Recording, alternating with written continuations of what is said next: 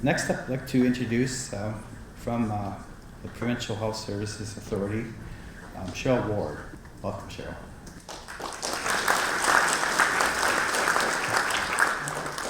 Good morning and hello everyone. I'm just feeling a little of the pressure from lunch. I can smell it. And so I'll do my best to go through this fairly quickly. I know it's been a long morning. But I do want to start by just saying what an honor it is to be invited to come here to your beautiful territory today. I'm from the West Coast. I'm Kwakwaka'wakw. And for those of you who don't know where that territory is, excuse me, it's on the northern part of Vancouver Island. It goes over to the mainland. I grew up in a very small town on the northern part of the island, but I've been living on the traditional territory of the Snuneymuxw people for about 14 years, and that's the area that people call Nanaimo. That mountain, I grew up at the base of that mountain, Cusum. There's a Kwakwala saying that all meetings are transformations. What brings you here? And I think that that's a really good question for all of us to ask ourselves. And I do want to tell you a little bit about what brings me here. I'm a career social worker, have been for about 110 years, it feels like. I'm only slightly exaggerating. So I've done a lot of different work in that area. And eventually kind of worked my way around to education, social work education, and then health education. But all of my work has been really around social justice and Indigenous issues. In 2008, I had a really amazing opportunity, and that was to work for the Provincial Health Services Authority. And for those of you who don't know, there's regional health authorities, and then there's one extra authority, and that's the one that I work for. It covers the whole province. And it's really an authority that is, kind of holds all of those big agencies like cancer, mental health and addictions, cardiac, women's, children's, and so on. But one of the other roles that it has is around education. And so that's one of the reasons that the program that I work in sits there. So in 2008, I was asked to come over to work with Leslie Varley, who is the Director of Aboriginal Health at PHSA. And it was to lead the development of what was then called the Indigenous Cultural Competency Training Program. It's important to know that we have changed that name fairly recently, and I'll tell you a little bit later about why that was. But the program is now called SANYAS, Indigenous Cultural Safety. So in 2008, the mandate for this training, for this program, came from the Transformative Change Accord, First Nations Health Plan. And in that health plan, and I think it was mentioned earlier, there's a number of actions relating to housing, education, and health. Action item 19 speaks directly to the requirement for health authorities to develop cultural competency training. So that's really where we, the footing for the work laid, and thank goodness for that. One of the questions people ask, and I'm sure that's happened to all of you in the room, is why do we have to focus on Indigenous, the Indigenous part of this work? And it just doesn't seem enough all the time to talk about the countless publications, the literature. I mean, you heard the amazing research that's gone on. For some people, that's just not enough, and there's really some root causes to the question. But from our perspective, there's ample research that really speaks to the gaps.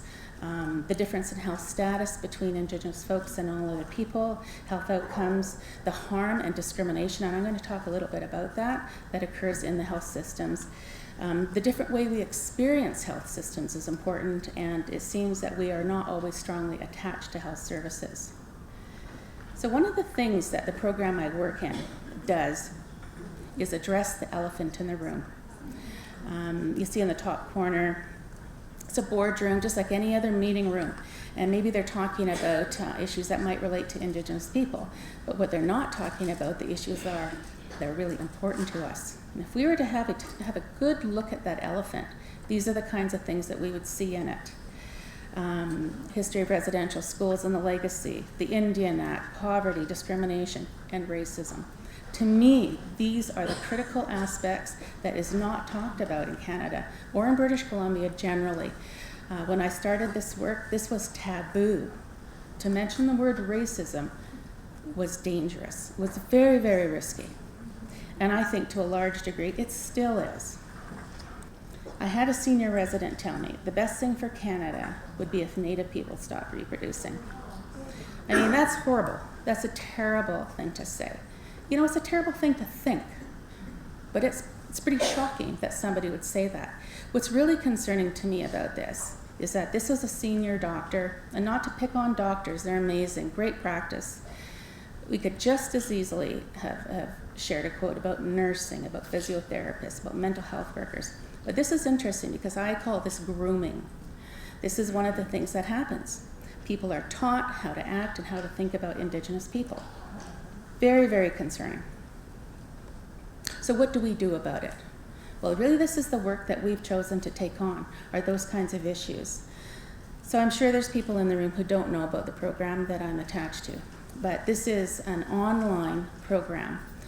Our mandate was to train, here we go, 100,000 healthcare workers in the province. And this is foundational training. This is not nation-specific training. We don't teach culture. What we really talk about are the issues that, are in that elephant. So it's online because it would not be feasible to train 100,000 people in a face-to-face classroom environment. I mean, maybe we do that in 120 years, I don't know. It had to be facilitated because the issues that we're actually addressing are tough. They're hard. And we need to have facilitators who are extremely skilled to help participants sort of manage that rocky water. The program is actually very interactive, self-paced and interdisciplinary. There's three main pillars of our work, and I'm really open about how we built this program, the kind of research that we looked at. We looked at research all over the world to see who was doing, best practices around these issues, because it wasn't being done, in 2008 in this kind of way. So there's really three fundamental pillars about this work. One is around knowledge, middle one is around self-awareness, and the last one is skills. And I see some of that work in the modules that we were talking about earlier. The most difficult area from our perspective is the middle area. Now that's the area when we're talking about discrimination, we're talking about racism, asking people to really reflect on themselves and what part of this dynamic are they participating in. So this is the work that people have not been exposed to before. In spite of having graduate degrees and postgraduate work, people have not had the opportunity to really examine, why do we have these health gaps? I mean, up until recently, people have been really thinking this is an Aboriginal problem. This isn't a professional problem. This isn't a practice problem. There must be something funky about Aboriginal people. They really need to change what they're doing to have better health care. So this is the kind of work, that we're all engaged in, is really having a good critical look at these kind of foundational trainings that people have been exposed to. This is just a little snapshot of the training for those who have never maybe looked at an online training. This one is quite good graphics, very visual. The reason I put this one together was to just look at the middle slide there. This is a map of BC. When we were first starting to do the research, I thought, really, we need to have a good map of BC, break this down into traditional territories, maybe cultural groups, get some good information. We looked everywhere and couldn't find one. And then we started to do the work to design this, and then we realized why. Very political, very controversial. It was a nightmare. We did it in about 2008-9, and we're still, getting emails from groups saying, what the heck happened? So we're always having to rework this, and so we should. Things change and things become more clear over time. But this was a huge personal learning curve for me. We're doing a map now of Canada, and it's just such a party too.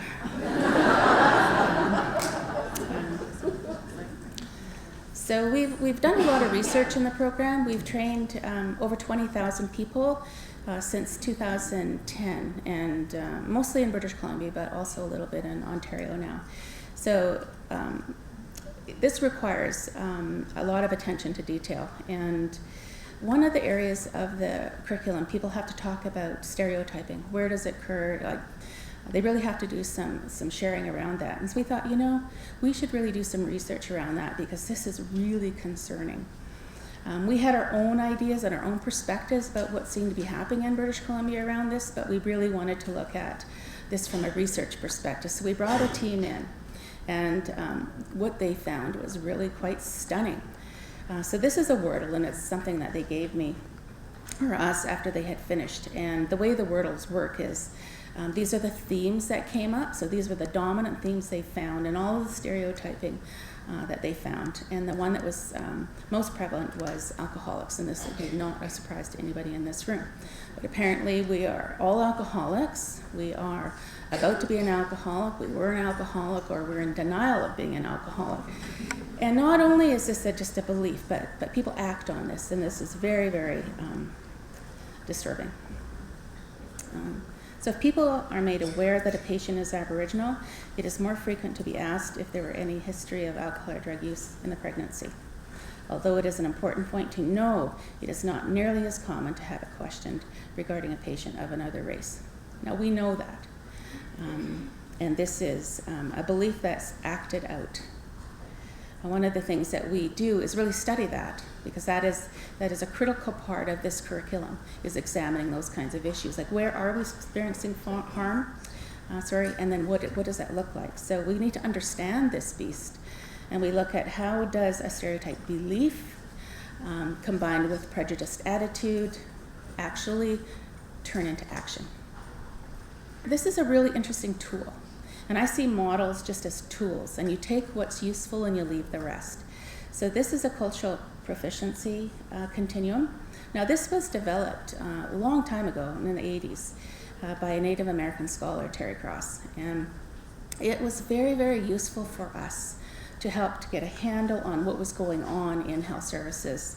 So one of the unique features of this model, and it did not have good traction when it first came out, but I think now it actually has a lot more life to it, is that it had a space at the bottom of this continuum, or a spectrum, that could capture our experiences as Indigenous people in the health systems, because a lot of models don't.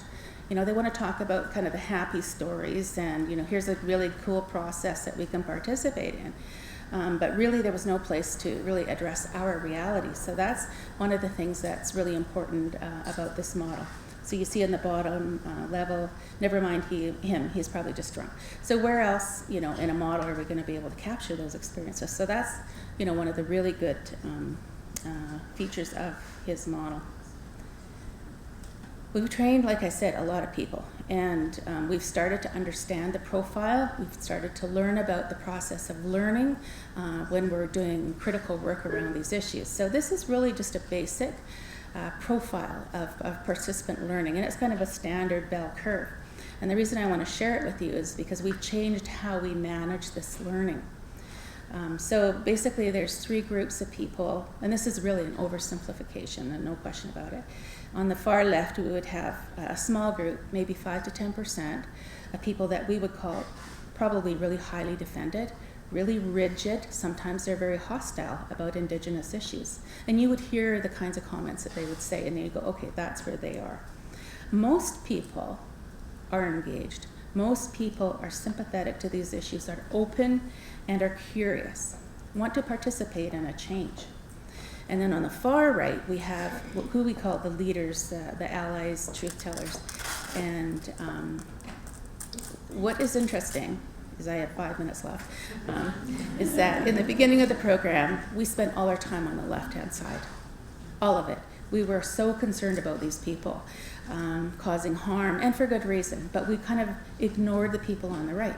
So about 3 years ago, we made a big change, and we shifted our focus now, and now we are only interested in on the right-hand side of the middle and then over to the right. So one of the things that our program really does focus on is what does it kind of take to decrease discriminatory and harmful behaviors in order to create safe environments where there is an increase in access, adaptation, and accommodation. In terms of interventions, the program is an intervention. ICC, Sanyas, is an intervention. And in any health authority, in any organization, there are a number of sites that need to have interventions in order for there to be transformation. And these headings actually came from work that's being done by Interior Health on developing their own regional health strategy. So I don't have time to get into this. But with any interventions, that you would know that there are challenges and there are strengths. And for us, in the beginning, for sure, having the Transformative Change Accord was extremely powerful, and probably, I don't know if we would be here today if it hadn't been for that, because there is so much resistance and structural rigidity to change. And when it comes to Indigenous issues, it's just so much more strong. So I want to talk just for a moment about what cultural safety is. I know you got a lot more information from some of the other speakers. But from our perspective, it's really an outcome. Cultural safety is an outcome. It's an environment that's culturally safe or experienced as culturally safe by Indigenous people. Spend a lot of time actually talking about what cultural safety is not. I don't know how many times I've been asked for a tip sheet. Like, honestly, could you give me the tip sheet? And people seem to think that cultural safety can be accomplished in a 15-minute workshop. I actually have been asked to do a 15-minute workshop on it, or an hour, or something like that. So these are all things that have come up for us. And I mentioned the last bullet about the happy stories, because this is something that I see emerging now, is that people are kind of reacting to us telling our truths, us telling our experiences. People really not so much interested in that, really wanted to focus on the happy stories. And my feeling is, yes, we'll get there, but how about we just hold some space here for people to talk about what they've actually experienced. Just a final note about the work that we've done in BC. We're growing all the time, and we're doing work in Ontario now, and we're just starting to do work in Ontario or Manitoba. And I think the point of this is that I want to say that I believe there is a huge appetite now for change. And I don't know if I could have said that 7 years ago. The backlash, the resistance was amazing. It was just amazing. Every day, my director and I got up, went to work, and thought we were going to get fired. We were going to get fired because we were talking about racism and discrimination. And, here I am standing in a room, and it's just a normal part of the conversation now. So I think, that's amazing. That's growth. And I think there is a big appetite now for change, and I'm honored to be a part of it, and gila casa to all of you for being a part of it too. So thank you so much.